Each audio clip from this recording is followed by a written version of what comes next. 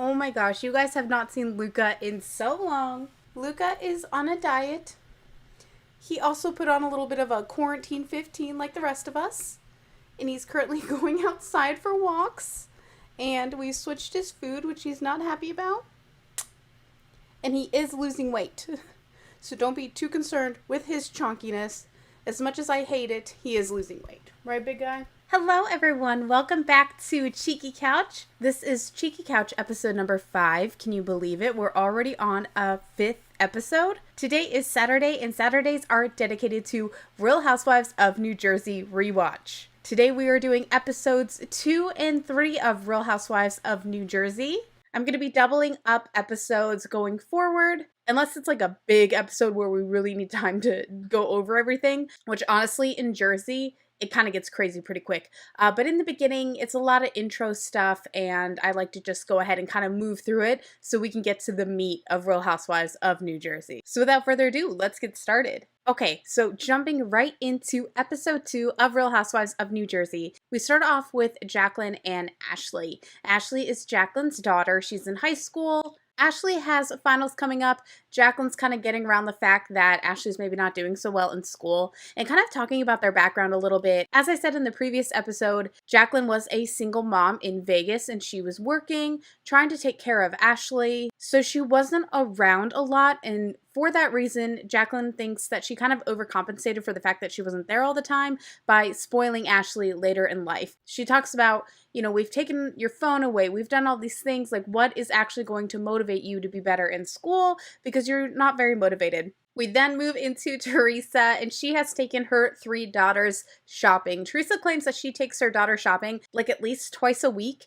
which is crazy. I mean, they don't need all those things. The girls look adorable though. You can tell she does put a lot of effort into their outfits, and it's really interesting seeing how much of Teresa's beginning storyline is about her shopping and her having like the nicest of things, considering what we know now about what's going to happen. But they're in the store. Her daughters, this scene gives me such anxiety. They are tearing the store apart. They're screaming. They're running around. Melania, which is the funniest little girl, but she is a lot. If you guys have watched before, you know Melania. She is wild. She is everywhere. I mean, she's behind the counter pulling cash out of the till. I hope they know this lady personally because this behavior is insane. It is a zoo in there. The girls have gone wild. Teresa then gets a phone call from Gia's talent manager, some talent agency. I googled the company. They're called Exists Talent, and it doesn't look like it exists anymore, so that's unfortunate. But Gia got an audition for a movie with The Rock, which is super cool. Gia is such a cute little girl. I could definitely see her in movies and in acting. We then move on to Danielle and Jacqueline. They're meeting up for a little lunch date, and Danielle instantly opens up about how she feels so close to Jacqueline, like they were fast friends. And Danielle kind of sees Jacqueline like a little sister. Danielle says everyone in town kind of really dropped her after her divorce. I imagine in those elite circles, maybe people stay with the one who has the money. I'm just assuming here, who knows? But it's been a long, long time since Danielle has had a best friend to talk to and, be consoled by. So she really cherishes her friendship with Jacqueline. Jacqueline shares that she really does want to bring Danielle into the group, but there's bad blood here. Danielle does not get along with Dina. Dina, again, is Jacqueline's sister-in-law. She's also the brother of Jacqueline's husband. So, a lot going on with this family, the Lorita family. Back at Teresa's, we're getting another look at her home that is being built. Again, it is insane. It is huge. It is so, so big. And I really wonder how they could have afforded it back then, which obviously they couldn't. But I'm sure her husband does well with business, but my God, you guys, this house is so big. I can't imagine him making this much money with just like a stone company, but what the hell do I know about stone? You know what I mean? But they've been building this house for 3 years and it is huge. And I have to say, I'm really curious if the entire house was furnished while they were filming throughout the seasons. We only ever saw a few specific rooms. I mean, you hear about people being house poor. They put all their money into these amazing homes and then you can't even furnish it. Like, I'm just really, really curious. I'm also really curious why when they had all these money struggles, they didn't ever just sell the dang house or sell the hundreds of thousands of dollars of furniture within them. We'll go over that when we get to it. But yeah, it is a huge house. She wants to move in 3 weeks. Also, she makes this phone call to somebody who's in charge of her railings in her house. And just FYI, like they're half installed already. She leaves a voicemail on this girl's phone. She's like, hey, Tiffany, I know I just faxed this to you yesterday, but I'd like all the railings to be changed to my original design, not the ones that are here now. Thanks, bye. Does that work? Can you do that? They're all there. They're already being like put on. I don't know. It's crazy. Now we're back at Jacqueline's. She is having her son CJ's birthday party. It is a carnival theme. I love that theme. I just do. I love a good carnival. I never go, so I like reminisce about carnivals. And Danielle is there helping her put together the birthday party. Danielle then totally narcs out Ashley. Ashley has spilled the beans that she's inviting over like at least 20 friends to CJ's birthday party. Danielle's daughter chimes in too, and she's like, yeah, she's bringing boys too. So Jacqueline is pissed. And this was really strange to me, but Danielle was like so eager to narc. I hated if like friends or relatives like butt in instead of your parent telling you something. But Danielle's like, do you want me to talk to her? I'll go talk to her. And I'm like, bitch, mind your play. Like, it's my daughter. I'll handle it. That's what I would feel like. But Jacqueline brings Danielle to go reprimand Ashley and tell her you can't have all these friends over. And Danielle is just chiming in the whole time. It is so annoying. I would be so annoyed if I was Ashley. Like, yes, of course, Jacqueline should address it. It's CJ's birthday party. Ashley can't have a bunch of teenagers there. How could Jacqueline watch the kids and the teenagers? And you'd probably be more concerned with what the teenagers were doing in such a big house, and you know there's alcohol there. So Jacqueline is telling Ashley, you are only allowed to bring 5 people. Ashley's fighting back, saying, no, no, no, I already invited these people. And the whole time, Danielle's behind Jacqueline, and she's going, nope, your mom told me only 5. Like, shut up. Like, mind your business. I would be so annoyed. And then Danielle goes, you promise you're not going to have a ton of people over? And Ashley's like, yes, I promise. And Danielle's like, because don't make promises you can't keep. You know I'm your biggest fan, but, you know, don't make promises you can't keep.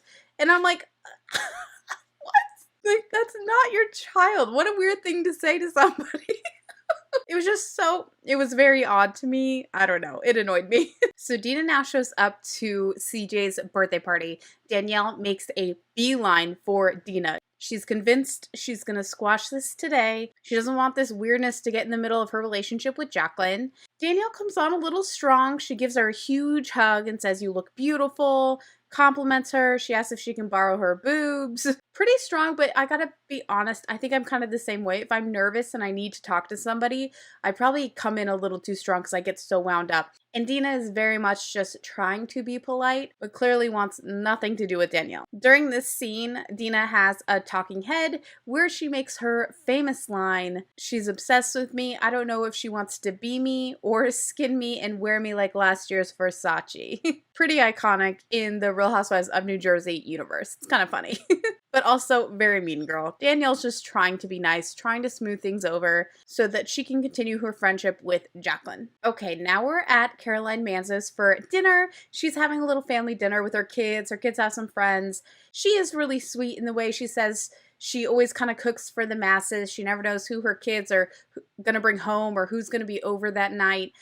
You can tell she obviously really values her family time. And then there's a little discussion at the table about Lauren and if she's going to apply to go to beauty school. Lauren looks at it from a bigger picture. She wants to own her own boutique or her own salon. I mean, I'll be honest, when I was in beauty school, I thought the same thing. I think everyone who goes to cosmetology school or maybe any schooling, you envision yourself owning your own business one day. Caroline Manzo's like, hit the brakes, you know, we want you to think big, but you're going to have to work for it. I'm not just going to go and buy you a boutique, which I think she does end up just buying her a boutique, but whatever. And I actually think it's still going on today though. So it was the right decision and clearly it's a success. We are then with Teresa and Gia and they are at an acting coach for Gia to work on her acting, obviously. Like I said, she is auditioning for a movie with The Rock. I believe the actual movie was The Tooth Fairy, if you remember that. She, of course, did not get the part, obviously. But yeah, getting a little lessons. Then we're back at the Manzos. This really bothers me. This is the start of what really bothers me with the Manzo family's interactions with Lauren. This will be a continuous theme. And of course, here they're kind of lightly kidding. But her father says, you know, I think she has a lot of common sense, but she's not that smart. And everyone kind of laughs along with it, but they kind of keep going about how much of a ditz she is, and she's just not that intelligent. And this is a reoccurring theme with Lauren. I just feel she's a little picked on. If it's not her intelligence, it's about her weight. It's about her appearance. Like, and I'm sorry, they're not all like supermodels in this family. I mean, they're all fine, decent, normal looking people, including Lauren. Lauren is gorgeous and she is smart. And I just feel like this is just the start of this kind of beating up of Lauren that we tend to see. I don't know if it's because she's the youngest. I don't know if it's because she's the only girl, but it's kind of interesting. Anyway, the dad's going to call up a friend and give her a little tour of this beauty school that she might want to attend. We are now at Danielle's house, and Danielle is talking on the phone to her ex-husband. This moment was really sad to me. I know this is something that a lot of divorcees go through. She is pretty much begging her ex-husband for her settlement. She says she has not received it in 2 years. She just wants her due payments. She is clearly fully caring for their 2 daughters, and she feels it's a way for him to kind of keep her tethered to him. That's her opinion. And she says it's just torture that he just won't almost let her go and let her start her life because she's still waiting for this money. Again, this man is wealthy, wealthy, wealthy. So why it's not just being given to her or why it's not court ordered, I don't know. I don't know how any of that works. Maybe one of you can let me know. But this was sad. This was really sad. I've had friends who have been waiting on child support for a very long time. And that's just, that is so frustrating when you're the only one caring for your children. She also drops that he is getting married. She actually says to him on the phone, like, I don't know if it's because your wedding's coming up and you've got the jitters and maybe you don't want to do it. And I was like, oh my God, don't say that. Like, that's not a way to get your money. But I mean, hey, if she's been waiting for it for 2 years, what's it going to take, you know? We're back with Jacqueline and her daughter Ashley. They are driving to a fertility specialist. Jacqueline's wearing a fertility bracelet that Dina had given her. Jacqueline and Chris have been trying to have another child since CJ was about 6 months old. Quick trigger warning about infertility and miscarriages. Jacqueline has had 4 miscarriages since getting pregnant with CJ, or after getting pregnant with CJ. I cannot imagine 4 in a row. And she just so much wants another baby with her husband, and my heart just breaks for her. You can see the pain that she's in. Now we're with Dina. She's at her house prepping for an event she's going to have, a fundraiser at the Brownstone. Dina has a charity that she created called Project Ladybug, and it helps children who have been diagnosed with cancer. I did check social media and the website. It looks like it hasn't been active since 2016, so that's a bummer. But kudos to her for the work that she has done, and hopefully she can find her way back to it one day, because it looks like they did do a lot. They did a lot of toy drives and benefits for children suffering from cancer, so that is always amazing, and kudos to her. And she's interviewing this young man for the job of her assistant to help with not only charities, but also like random things around the house. I don't love this. The way she kind of generalizes what his duties will be, it's just kind of insane to me. I mean, I wonder how much she's paying him. And we'll get into that, but I have to point something out. She has the strangest home decor. It's all over the place. For her being a celebrity interior designer, as she claims, I don't know, her house is very strange. She literally has a like table runner that's like made out of moss. It looks very strange. I don't know. So she's asking him, will you kill spiders for me? Will you pick up tampons? Will you bathe my cats? Will you wash my cars? I've never been an assistant. Perhaps that's part of assisting. I don't know. And then she asks him if, money's a little tight one week, which it shouldn't be. She has a lot of money. And maybe it's just a joke, but she asks, can I pay you in other forms of payment? And it's just like, no. Like, no, you can't, but he says yes. I don't know. It's probably all just for jokes, but it's kind of weird. Back at Danielle's house, she is getting ready for a date. Her daughters are helping her pick out in outfits. It's really nice to see her daughters are supportive of her mom dating. However, I'm not super thrilled with Danielle's choice. Danielle's date shows up. His name is Steve. He is supposedly 26. Remind you, Danielle is 45. But this man does not look 26. I mean, I'm sure he is. I don't know why they'd make that up. It might just be unfortunate genes, but he looks he looks like 37 to me. I can't believe this man is 26 years old. And I'm just, ugh. Danielle goes on and on about wanting to be a housewife again so bad. She's trying to find the one.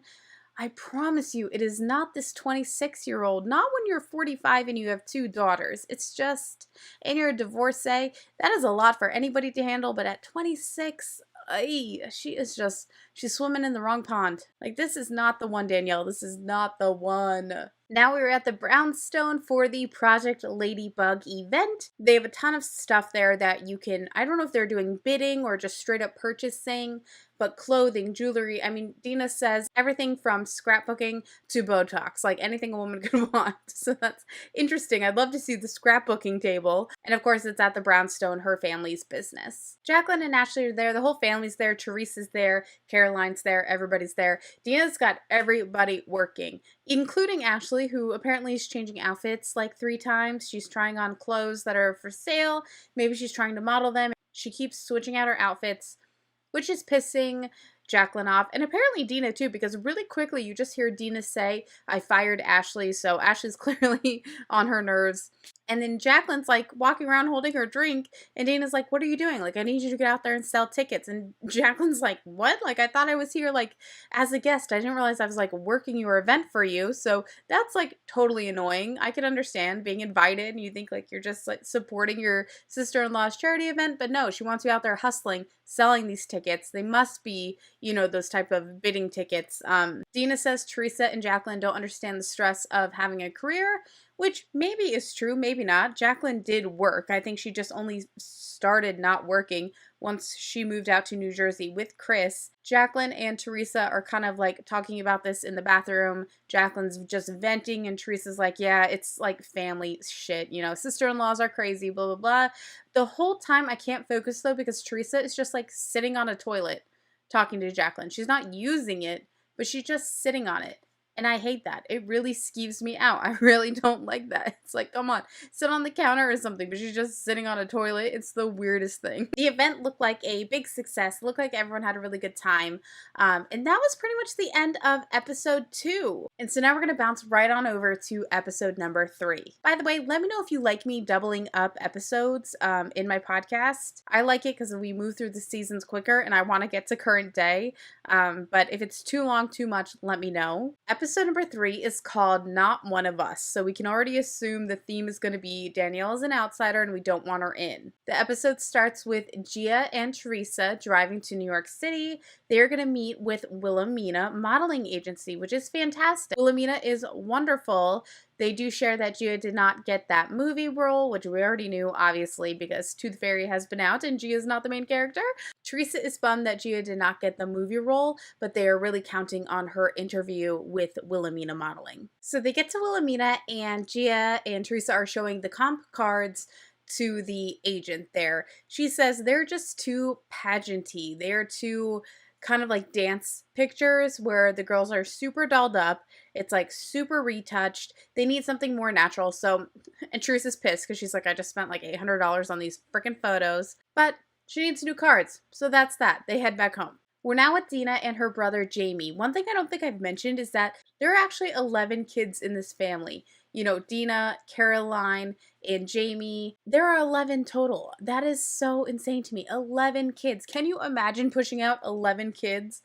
Oh my Gosh, Jamie has a really cool job. He says that he is a celebrity chef that travels around with different artists or like I think recording artists or and he cooks for them and gives them a home away from home. They are at a prop store today because okay, this I don't understand.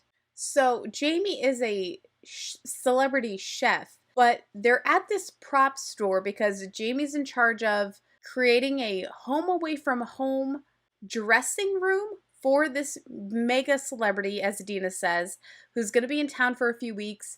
So they're renting a ton of furniture, like bedroom, like furniture for this recording artist. But he's the celebrity chef. He also says he's the celebrity stylist.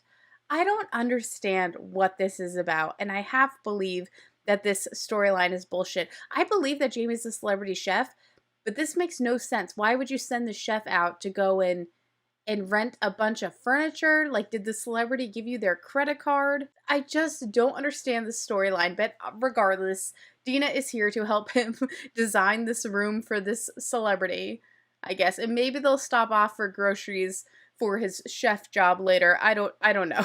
Okay, so I just looked up Jamie's biography. It looks like he has worked for the Police with their Certifiable tour in 2008, Madonna for her Sticky and Sweet tour in 2010, and Sarah McLachlan for her Mirrorball tour in 1999.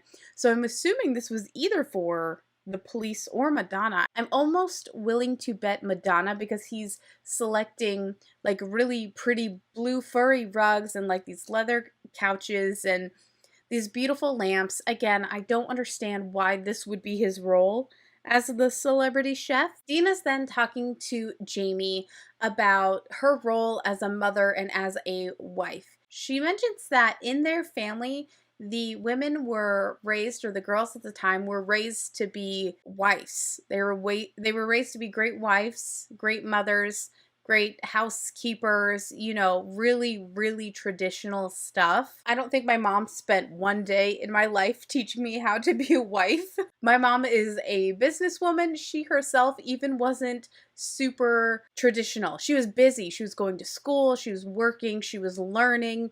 Really career driven, not so much home life driven. My dad actually kind of ended up taking on that role because she was working so hard in school and everything like that. So these traditional roles always are so foreign to me because it's just not how I grew up. And she's saying, you know, she loves being a celebrity interior decorator, but she's starting to feel like it's taking away from her daughter and from her husband. She might be ready to assume the role of a housewife. The coveted housewife role. There is a lot to talk about her husband at this time, but I think I'm going to save it. I actually have a lot to say about her husband and about the Manzos in general. And their I'm actually, being in Jersey myself, I'm a little scared to even talk about this. I'm not going to lie to you, but it's all publicly documented, so hopefully I'm not doing anything wrong.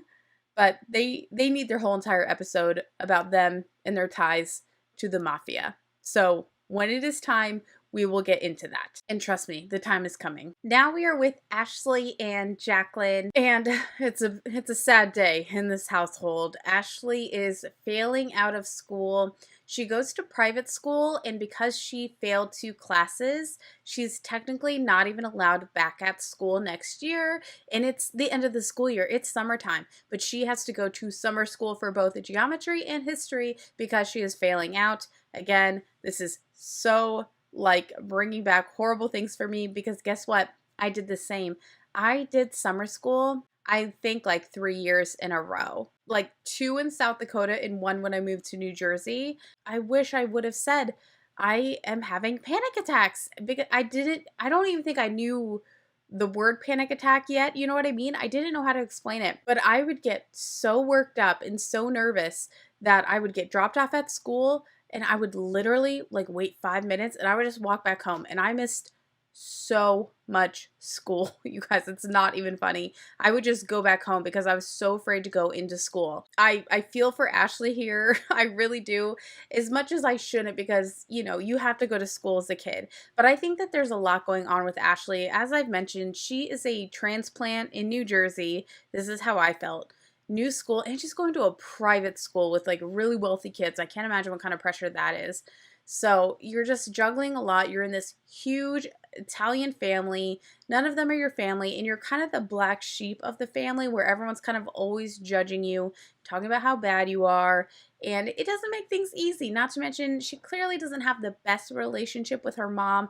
I take it they bicker quite a bit, and tensions are running a little high. So, but regardless, Ashley has to start going to summer school to be able to qualify for the next grade. We're now with Danielle and her daughters, and they are going rock climbing. I love how active Danielle is with her daughters. It seems like she does a lot of healthy activities with them. They go running, they go rock climbing. That's awesome. And Danielle's daughter makes a really sad comment, and this again, we're seeing a pattern where Danielle overshares with her daughters, which is not the best thing to do. Jillian, her daughter, says that sometimes Steve is really mean to her mom, and then sometimes he's really nice. So Steve kind of confuses her, and she's just too young to know that, you know? Danielle, probably not having a big social circle, really relies on her daughters to be her soundboard and to be her ears and help her navigate her relationships, which is just probably not the most appropriate. I'm not saying she's a bad mom or anything like that, but that gets confusing and hard for kids. Next, we see Caroline, Lauren, and Jacqueline. They're at Caroline's house,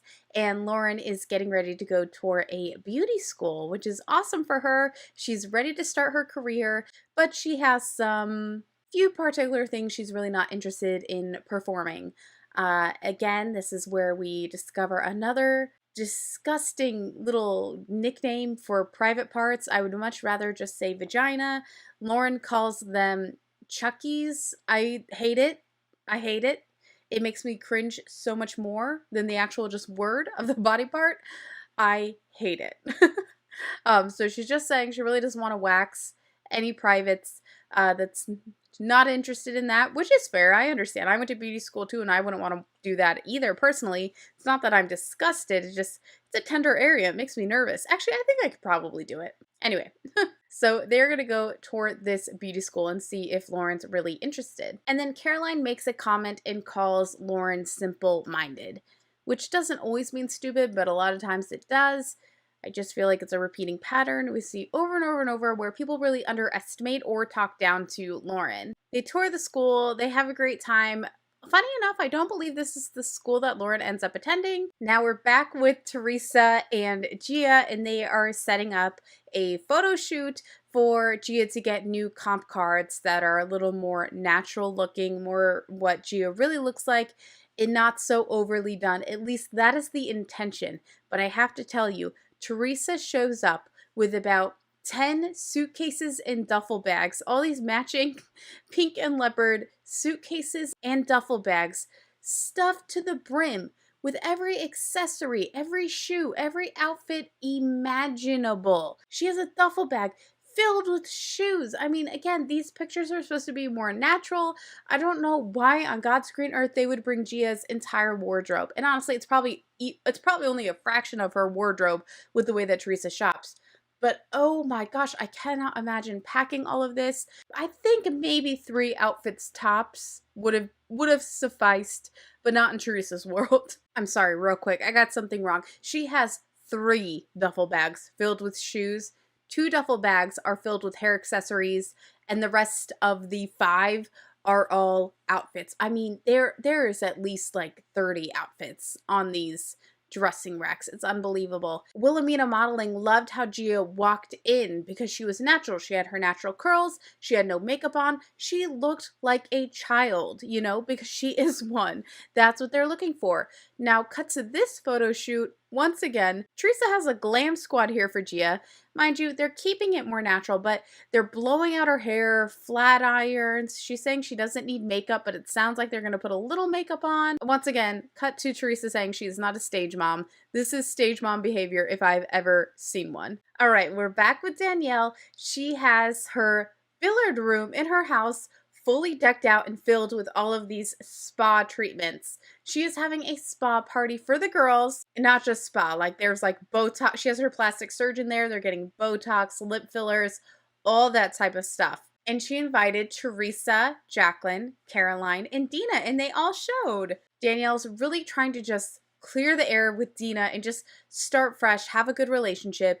Dina goes because Jacqueline invited her. She says she didn't really want to be there, but she's not trying to fight with Danielle either. So it seems like pretty neutral ground that they can start hopefully building a friendship on. So everyone, well, almost everyone's getting Botox and lip fillers. The only two who didn't was Caroline and Dina. Dina was just chatting, I think, to Teresa and was like, I don't get Botox. I don't do all that stuff. I don't need it. Tommy married me just for my face. And Danielle's talking head. She says that everyone in town knows that Dina gets Botox and lip fillers, and she tells everyone around town that she does these things. And so she's like, be honest about it. Again, just in a talking head. She doesn't say this directly. Danielle is getting her lip fillers done, and it looks super painful. It looks awful. And she's saying how bad it hurts. Dina makes a little slight comment about Danielle, not to Danielle directly, and she says, Danielle's like wailing in pain as the guy's shoving the needle in her lips. And Dina says, I want to do that to her, meaning like, oh, I want to like get a jab in at Danielle. And then they're talking about what the doctor's name is. Someone's like, what's your office called, or what's your name? And he's like,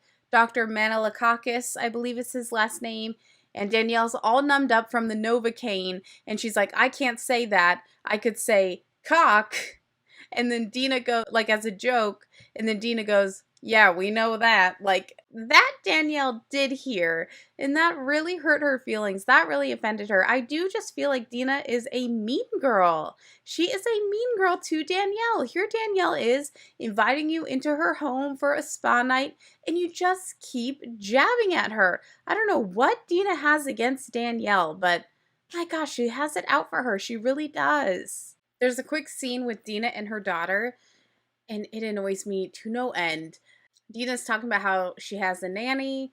She wants the nanny to teach her daughter how to run a home, run a household, clean a household, how to cook dinners, and how to be a great wife. There's nothing wrong with learning how to, you should learn how to maintain a home and to cook for yourself or to cook for others, to cook for a family. And those are just things, that's just adulting, right? Like you need to learn how to support yourself when you don't have your mom there every night to do your laundry and to cook for you and clean for you.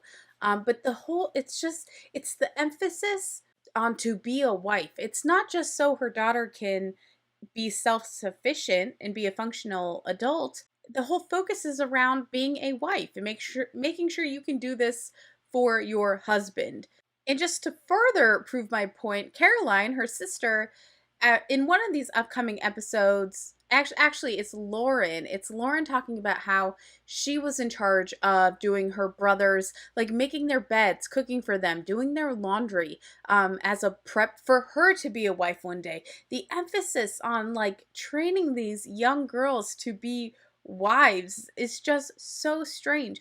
I'm not saying there's anything wrong with being prepared to be a partner, but everyone should be prepared to just to take care of your own things, know what to do in life, whether you're married or not, but B, to make sure that you're an equal partner. Do you want to raise a man child, or do you want to raise an awesome partner for their future partner? Do you know what I'm saying? I just hate this like super old school way of thinking that they're just raising little wives, and at the same rate they're just raising little man children who don't know how to cook or clean or fend for themselves in any way. They're going to rely on a wife to do all that. It just bothers me. I think it's really annoying. Moving on from that, we're back with Danielle and Jacqueline. They're sitting outside Danielle's house, it looks like, and they're enjoying some Mike's Hard Lemonades. I don't think I've had one of those since before I was allowed to drink, to be honest with you. Danielle is planning her birthday. She says she just wants to hop in a limo. She doesn't care where they go. She wants to drink Cristal and just have a good time. And then she goes on to say, but you know who's not invited? Dina. So Danielle's feelings are really hurt from the way the spa party went down. Danielle then makes a comment about Dina's weight, saying she put on about 30 pounds, which, by the way, Dina is tiny, tiny, tiny, tiny, tiny, even if she wasn't. So not okay, especially because she does it in front of her young daughter. Oh my gosh, talking about weight in front of her young daughter. It gives me like, ooh. It makes me cringe so bad, so not cool, no matter how mean Dina's been to you. Danielle then insinuates that Dina doesn't want the smoke because Danielle knows way too much about her, and she says she will be exposed. What could Dina be hiding? I don't know. Fast forward to Jacqueline is at Caroline's house, and this goes back to what annoys me so much about how Ashley is treated. So Jacqueline comes running in dramatically. She's like, oh my God, Caroline, I need help. She's saying, you know, Ashley's turning a corner. She realized she's made some mistakes, and she's just really down on herself right now. She knows she's screwed up and she feels really, really bad. Turns out that Chris, Jacqueline's husband, decided to buy Ashley a car. He thought maybe Ashley needed to build up her self-confidence, so they bought her a car. I don't really understand that. The part that I don't love, I mean, I don't think that's the greatest thing either when she's failing at a school. I don't think that she should get a car just yet. Jacqueline's sitting here kind of like talking about her daughter Ashley. Ashley's cousins are all there. Albie, Chris, and Lauren. They are not that far in age from Ashley, and I just don't think it's appropriate to be talking about Ashley in front of all her cousins who are basically like her peers, you know what I mean? So they all know the gossip on Ashley, and I just feel like if I was in Ashley's place, I would know that the whole family was always talking about me all the time. You know what I mean? And that would make me uncomfortable. And hi, Luca. Now we are out for a date night. We are with Danielle and Steve, as well as Teresa and her husband and Jacqueline and her husband. They're having a little triple date. Now, I'm pretty sure Danielle actually met Steve through Joe Giudice, Teresa's husband, and they're really good friends. Danielle mentions there is definitely trouble in paradise, and this date does not seem to be going too well. Danielle says he's getting a little distant, he's not calling as much.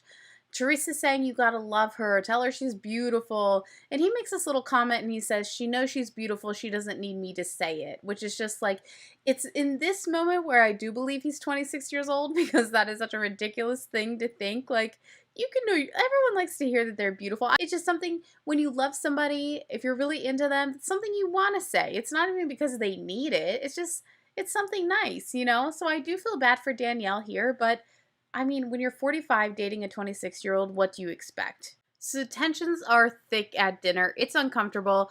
All the girls decide to go to the restroom, but really they just went outside to talk shit on Steve, which I live for. I love a girl walk off to go talk shit on someone's partner. That's always fun. Danielle says she was going to break up with Steve at the dinner table, which I kind of wish would have happened. I kind of would have lived for that moment. But Teresa and Jacqueline convinced her to wait. Teresa and Gia are now back at Wilhelmina. The photos are still not quite what they were looking for. Shocker. The agent asks who took these photos. Teresa used the same photographer that she already used with the photos that they did not like originally. Why would you choose the same photographer? Luckily, there were a few photos that the agent found fine. Teresa is now at Jacqueline's house. She brought Gabriella over to play with CJ, and they were just gonna veg out, hang out with the kids, and have just a chill day. Danielle calls and she wants to come over. She needs help breaking up with Steve, which, by the way, I just feel like this is a little contrived. I don't think it would be that hard to break up with Steve. I don't think Steve is that attached, to be perfectly honest. And she's like crying on the couch saying like, I don't know how to do it. Can you do it for me? Like, she is freaking out. And honestly, I don't think it's going to be that difficult. She goes on to say he's just not where he should be financially for her to like be with him. And so now we're kind of seeing the theme that gets played out throughout the season is that Danielle's really looking for someone who could support her financially. So again, I don't know why she set her sights on this 26-year-old boy. It makes no sense. He wasn't what you were looking for to begin with. So hopefully Gucci model comes around and they can work it out. No, I'm kidding.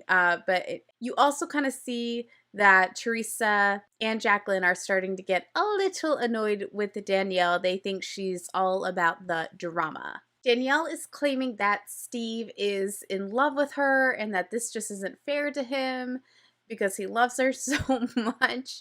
And then Teresa has this talking head where she says that Steve actually really isn't very into Danielle at all. He just goes over every day for his daily, can I say this on YouTube? Blowjob. He just goes there every day for his daily blowy. Now, mind you, I imagine she heard this from either Steve himself or it was something that Steve told Teresa's husband and it got back to Teresa. And we don't know if that's true. We don't know the quality of man this is. He could just be, it's something like that he just says to another guy. It might not even be true. So I'm not counting on the fact that it's true. Either way, it sounds like it's probably about time that they break up. And then Danielle gets really defensive, and it's unfortunate because it's a fair question that Teresa and Jacqueline are asking her. Jacqueline specifically says, "Why did you bring him so deeply into your life if you knew it wasn't going to work out?" Meaning, like, you introduced your kids to him, you tell your kids about your guys' relationship problems, and Danielle immediately prickles up. She porcupines out. She's got her little porcupine quills up, and she is saying, "Back off, back down, thanks. I don't need your advice." So I can understand. She's probably feeling like she's being accused of being a bad mom, which she isn't. It's a fair question. It's clearly a sensitive topic for Danielle. Danielle leaves and then starts the gossip about Danielle. Apparently, there's a lot of rumors swirling around town